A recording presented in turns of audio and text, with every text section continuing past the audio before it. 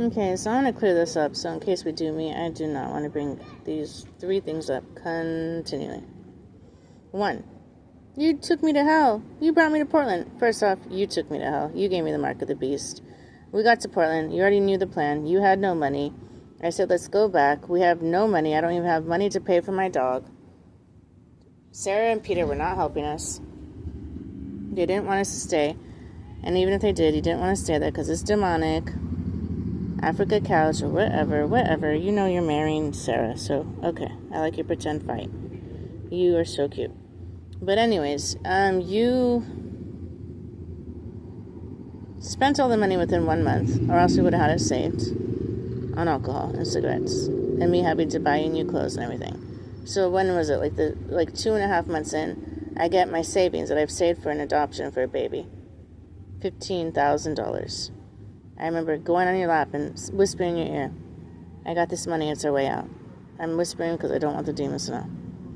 Then you tell me, no, you have it. You control the money. So then I tell you, I have this great plan. Let's go to Ashland Inn. It's $800 a month. It's in your environment. Doors open to the outside. While we're there, we have enough money to stay there half a year. I will look for an apartment and just fill out applications on the cell phone. Every day. And if you recall, I told you that was an option. You denied it. The Holy Spirit has not told me yet. Every single damn ass day. Instead, you just got drunk and complained about being in Portland. It got to the point where I had to get us a car and spend $5,000 of that on a car and the gas and the insurance and just sleep in a car in the middle of a parking lot. Now I know how you feel because you got me a house and I didn't take that plan. So I know how you feel where I'm like, I had a perfect plan. It would have avoided all the fights, all the arguments. Within a month and a half, we could have already been in Ashland. You would have been chilling. There was a freaking liquor store right there. We would have been good. Then I could have been just filling out like 1 application a day, $30 for an application fee, waited for their phone call, took a Craigslist trip there with you for $60 or $160 to go check it out once it was settled. Boom. Not that hard. Well, for the whole time since I met you, I've been trying to get you to get food stamps and veterans benefits or anything to help me financially. It was like pulling teeth to finally get you to even get food stamps. I was just like, what the hell? Like, aren't you in a marriage supposed to help each other money-wise? Not just be like, everything's mine. And then spend all the money on alcohol? It just didn't make sense to me. I'm like, what the hell, bro? I couldn't even save it. Most times I had to eat rice at the end of the month or didn't even have money to pay my cell phone bill. But it's not about money. Let's go back to I tried to get you out of Portland. To the point where I had to go to Ashland's campground, spend a bunch of money on that. I had to go to the Ashland Inn, spend a bunch of money on that. Missing my dad, waiting for his house to be built. Beyond missing my dad so much. Continually, all you cared about, all you would do was smoke your cigarette, be silent, and get drunk. And just have tiffy fits. It was a nightmare. And you knew what you were doing. That's why you did your little lion stare. You knew exactly what you were doing. That's the sad part. You always kept me isolated. It was just sad. I was so sad and miserable. It really was. I just felt like a cooped up, like, Beauty and the Beast kind of scenario. Like, I was just stuck. I couldn't go anywhere. I couldn't talk to anybody. I had to sneak out to talk to my dad. I just had to stay there, wait until he gets drunk, yell at me. It was just a nightmare. And then he just complains at me that we're in Portland. And I'm like, dude, every day we could leave tomorrow. I could call Ashland Inn and get it paid for a month, for 3 months, for 5 months, for 6 months. But no. So you could keep saying that crap, but you know it's true. You 100% know it's true. 100%. 800 trillion% you know it's true. I couldn't even have a 4th of July with you without you literally screaming at me and throwing a tiffy fit, and I just wanted to be with my dad. It was like always tiffy fits and yelling and war with you. Because the spirits kept changing. So either they'd be really silent and just slowly smoke their cigar, or they would just be angry and fight and yell and drive me literally insane. Oh my God, I can't believe I stuck with you so long. I really can't. It really blows my mind. It's because I just miss the old Michael.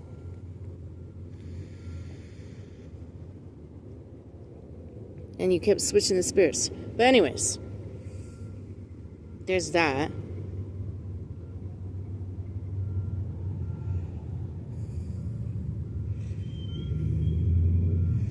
So you can stop saying I took you to Portland. We would have been there a month and a half at the most, and we would have been out and settled. That was your choice. That was 100% your choice every day for 9 months. That was your choice.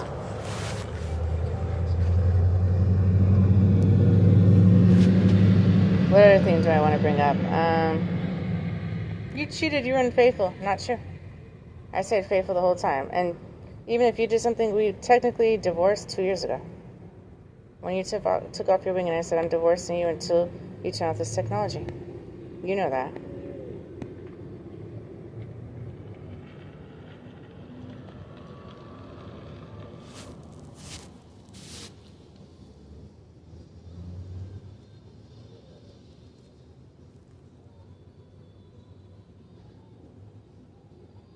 But no.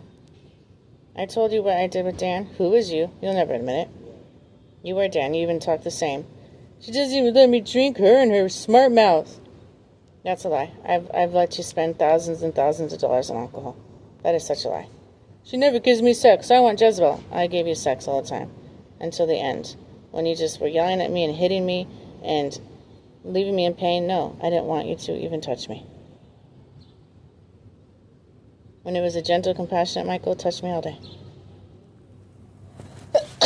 Not Sandra Bullock and not Johnny Depp. No, thank you. Specifically Sandra Bullock. Ew, that's like having sex with a woman. No, thank you, bro. I don't want Lilith. No.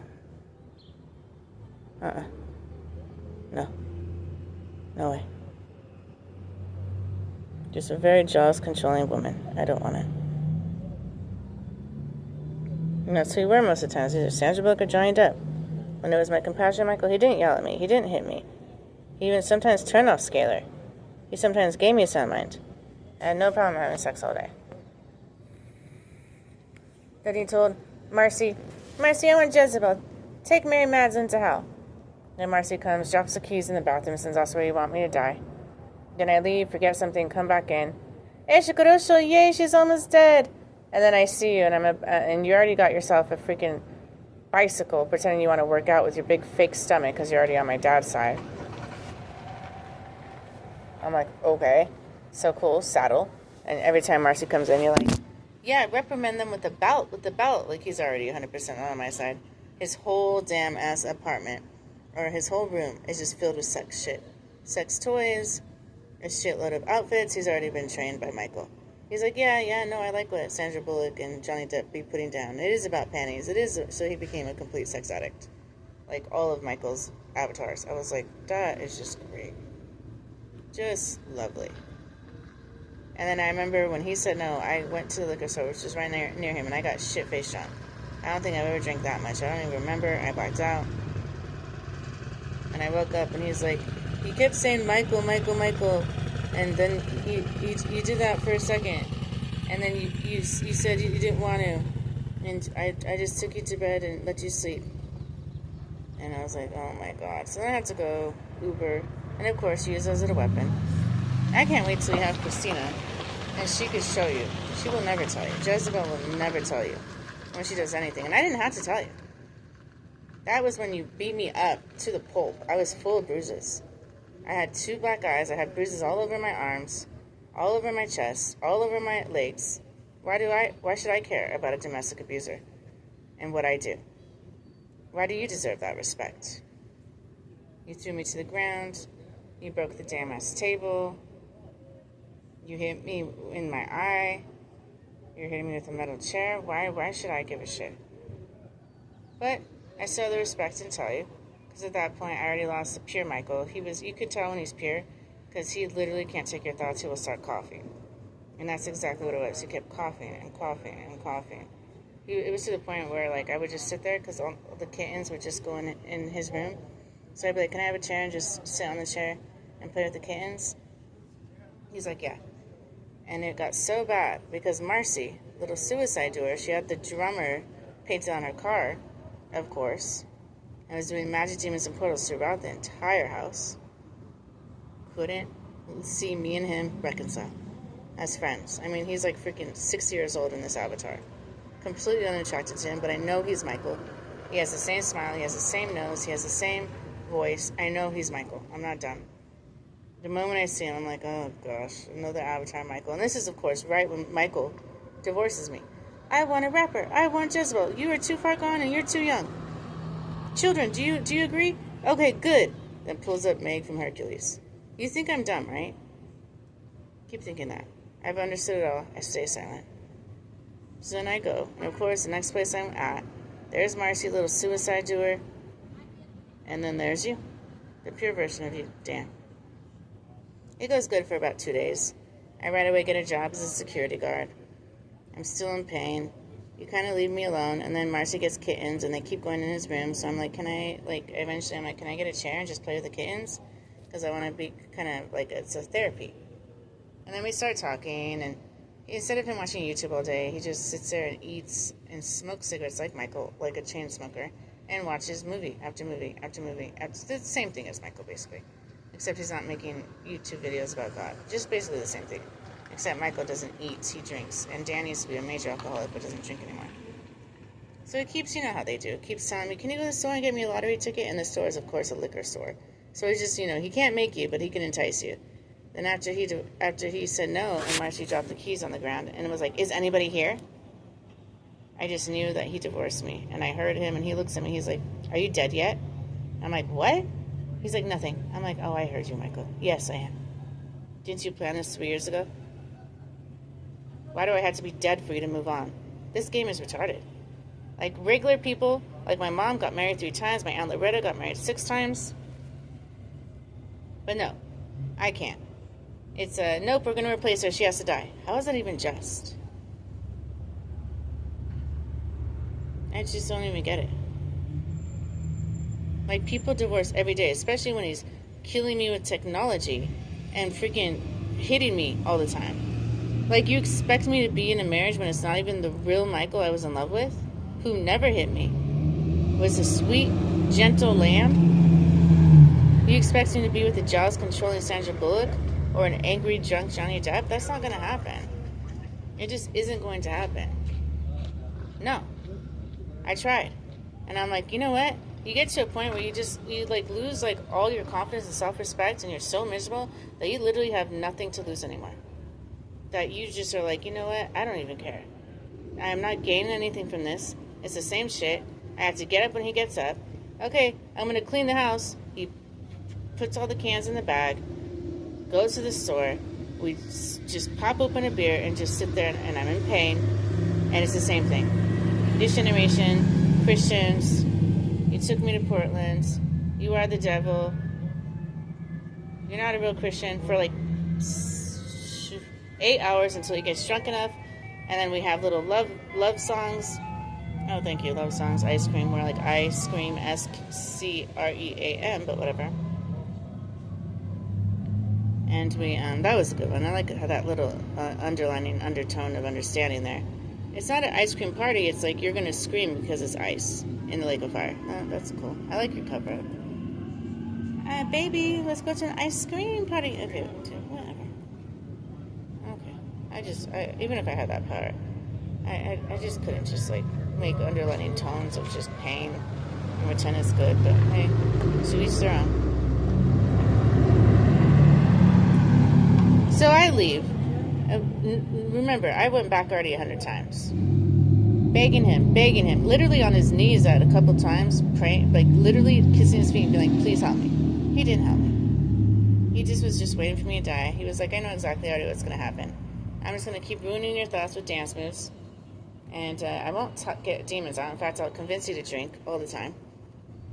And then when you go out in public, because everybody hears your thoughts, you're going to get every vote against you, and then I'm going to raise up my queen Jezebel. And that's exactly what was the plan. We could pretend it wasn't. Yeah, it was. You've always wanted Jezebel, Michael. Don't even, pretend, bro. You've always wanted Jezebel, and that's okay. But I wish you would have told me when you met me. I don't want you to feel like you don't want me. I get it. Jezebel's a stripper. She's always pretty and has everything shaved and gives sex in every position. I thought you were deeper than that. I thought you were deeper than tits.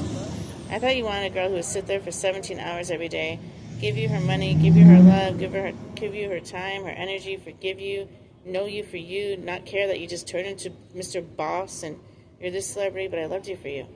When nobody cared about you. When you were making videos by yourself, I would watch them. I would take notes. I would send you boxes of goodies. I prayed for you. I cared for you.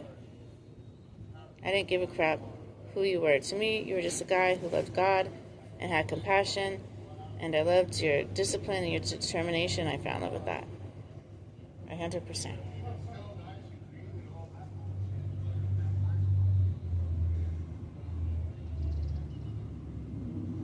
So anyways, I go to you and then you start playing Unfaithful by Rihanna and fuck what I said, it don't mean shit. I'm like, dude, like, why are you using it as a weapon? First off, you already divorced me. Second off, you were down and took me to House City on Jezebel. Third off, that was your plan all along. Fourth off, I know you'll never admit that was you. It was. So you're trying to like be like, no, that wasn't me when it was. And then put it on me like I cheated. First off, I didn't. Before I got there, you divorced me. Which is weird because we already divorced 2 years ago when we both took off our rings and I left. And I said, I'm not going to marry you until you turn on technology, which you never did. So technically, we were never married again. We just tried to make it work. And I would go there every day and beg you to help me, but you wouldn't. So now it's the spears in the heart, as you saw, right? And you're like, good. That's cool. So heart attack, right? Like my mom pretended. You know, this game, victim, victim, victim. So when it happens, they're innocent. Weird ass game, but whatever. I don't get it. So yeah, you could probably stop saying that because that wasn't true at all, and you know it. I had some people come up to me and try to like get in my panties, and I ignored them. So many people be like, "You're homeless. Come to my house. I'll take care of you." You don't know how many offers I had. Instead, I stayed outside in a tent and stood by myself.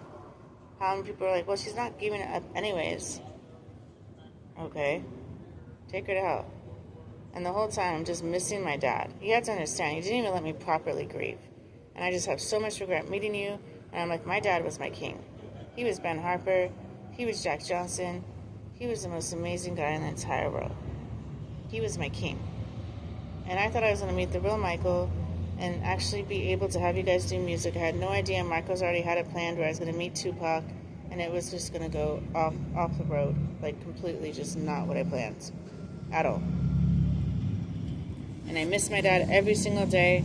Talked to him at least 2 hours every other day. Wanted to go there so bad. Grandma's like, no, your dog, it barks at the cats. So what? Wait until your dad has his house. And that took 9 months, enough for you to destroy me. Well, I'm there just being like, oh my God, I miss my dad. I just want to go back to my dad, bro. His calm, just sip a beer, listen to music. And Michael was my dad for a bit. He would just sip on a beer and listen to music.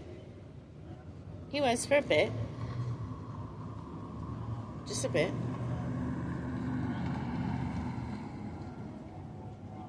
But the most part, he wasn't. So I just miss my dad, and I just want to go back to my dad, and I just had regret, and so I was being heartbroken, and I was just grieving. Well, you're letting everybody gang stalk me. It's like I would leave, I would get gang stalked. I would stay there, I would lose votes with every YouTube freaking video you played. And then God would send angels to be like, what are you doing there? Then they would automatically say no because of my thoughts. It was like I couldn't win. I would live somewhere, they'd be like top angels, they would all do a ritual, like where I'm living. Then they would cry, then they would get to the point where they're like, oh my God, just die. There was no winning. And no matter how much I fasted, prayed, and read, I couldn't get my mind right because you told Aaron to give me the mark of the beast, and he stole my heart, my arm, my hedge, and the one I'm living with put me in rocks. What do you expect?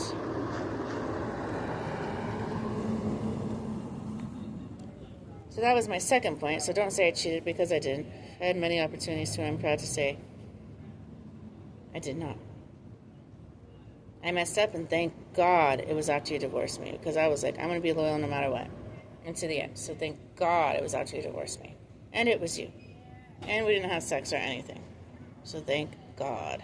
I know you have. You want to put Christina on your paper. if you didn't know her that well. There's just no way. And then scratch my name out and put tits. I just really can't believe I married somebody who instead of puts heart, puts tits. Like, I had no idea how obsessed you were with tits. It must be Sandra Bullock, my mother. Because she was very obsessed with tits. So maybe that's what it is? Like, I don't even know, bro. I don't get your obsession with tits. It's a piece of fat. Why aren't you obsessed with somebody's intellect, somebody's wisdom, somebody's discernment, somebody's strength, somebody's grace, somebody's heart, somebody's kindness, somebody's fearlessness, somebody's love, somebody's experience? How about the way they treat people?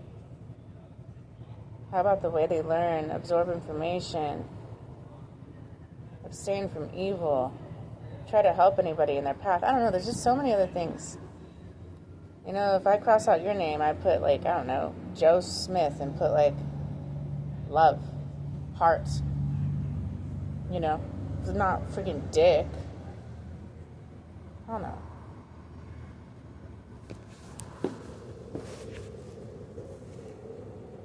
No way. So that's my second point. There's a third point I wanted to make that I was just like, oh my God, we just, oh, that you love me and I'm your wife. No, you don't. You used to. That was back in Portland. You don't. No, you don't. You used to as my dad. Not anymore. It's just been a sick game of just doing little meetings where you convince them to take me to hell, and it's easy because my thoughts are open. It's been just watching me in pain, touching my head. It's been using me for sex and money. It's been putting demons and every single thing in videos, and then just like listening and silencing and seeing where I'm at. If I'm closer to hell, so you get your money in your car. You don't care I'm in pain. You'll never admit technology's on me. You don't care I have the mark of the beast. You'll never admit that. You don't care I lost everybody I love with my thoughts open. You don't care about that. You continually say everything is mine. I mean, you would literally say, those socks are mine, to that point. It's like, that ain't love. It took me a while to realize that isn't love. The old Michaels, they loved me. They're long gone.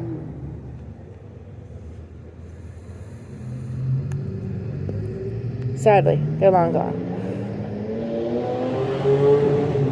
The one who would put on his hat and be like, I'm in father mode, I miss that so much.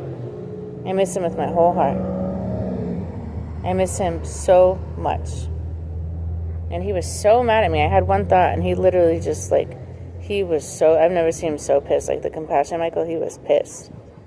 And then he was the one who put the knife to my throat. He was just pissed. And I'm like, dude, I didn't get my thoughts like this. I've been asking you over and over and over and over and over again. You knew it was going to get to this. You saw outside of time. What did you expect? I did my due diligence. When I wasn't with you, fast, pray, and read. I begged you for 2.5 damn years. Right when you told our Aaron to give me the mark of the beast, I never stopped. And he got annoyed. But I was like, no, I'm going to sign up for my eternity in this marriage. You're not going to sit there and be like, I love you, babe, and just use me for sex and money. While my mind is going crazy, my body's in pain, I'm headed to hell, and you just have me sit there. Don't even let me go get McDonald's coffee, do anything, talk to anybody. You break my cell phone. It's just like, no woman deserves that. The control aspect was ridiculous. I miss the old Michael. I do. And don't ever say I didn't let you drink. I let you drink so much, bro, that at the end, don't you remember, for like 2 years, we had nothing at the end of the month, literally nothing, because I let you spend all the money, $30+ every day, and I would just ask for two MXDs. That was it. Then I would go to the store, and I was more focused on I want to eat. I could only take like 2 days of drinking in a row, and then I would start throwing up. Then my thoughts were such a mess that you couldn't even have sex with me. So it's like our relationship was just breaking apart, and you weren't doing anything. Nothing. I don't need your little love song on YouTube. Do something. Turn on. Be a man. Be a husband. Stop torturing your wife's body. Get her out of hell. But no, I had to watch you get Jezebel, the most evil witch in the world. And you want to talk about righteousness? You want to talk about grace? Or is it just about your dick? It's just about your dick. That's all it's about. She has nothing special. She just knows every position because she's a whore. And she takes good care of her looks because that's how she seduces them into her web. So you want to talk about righteousness and Bible this and Bible that and grace this? Okay. If you have grace on Jezebel, there's no way you can't have it on me. There's no way. But you need your car and you need your money. That's why you need me to die.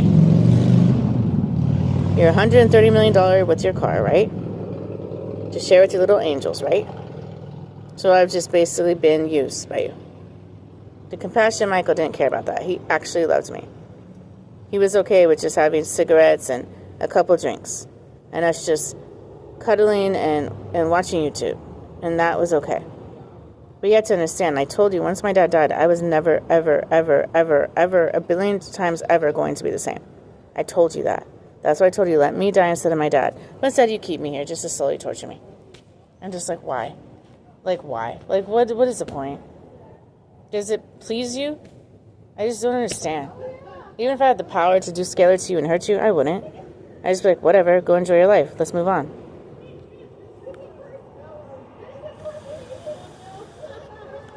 But then I had to watch a Johnny Depp case, and then you bring out all of your celebrities, Bob Marley movie, Elvis movie, Messi Comes to America,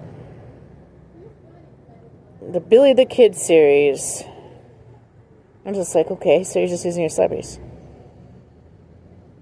We're going to pretend you were Hitler. You did say that when you were drunk. Yes, there was concentration camps. Yes, there was millions of Jews died and didn't have to.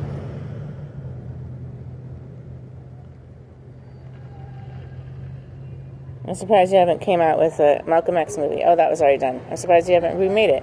I'm surprised you haven't remade a Hitler movie. Maybe you should do that and make him look like an actual leader and not a fucking dictator. There's a reason there's dick and dictator. He's a dick. He's just about war and control. And that's it. And greed. That's it. So those are my points. You watch it or don't, I don't care. I just need to get off my chest. And, how cute. I see these cute couples just being regular humans and nobody cares. Like, all the witches try to break me and Michael up, especially Lilith and Jezebel. And everybody just leaves them alone. They have their thoughts to themselves. They get to go wherever they want, do whatever they want. Nobody's trying to break up their marriage. That's all I wanted. But because Michael's who he is and I am who I am and we're from different worlds and the witches are jealous now that we're in love, here comes the game stalking, here comes the shame. They even did the Huck Tua. Who do you think that was directed to? The witches trying to remind you, we could give you blowjobs all day. Hello. And since they know that sex is your love language, of course you're going to go to them. My love language is communication. I could sit there all day and listen to your stories about you. Every story I know of yours, Michael. Because I cared. And I don't want you to be miserable. I want you to be happy, unlike you, who wants me to be miserable. So that's all I have to say.